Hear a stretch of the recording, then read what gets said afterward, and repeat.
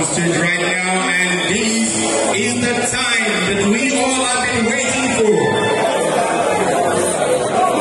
Ladies and gentlemen, it's about time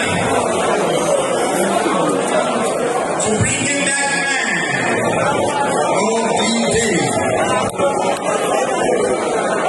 Alayanuwa,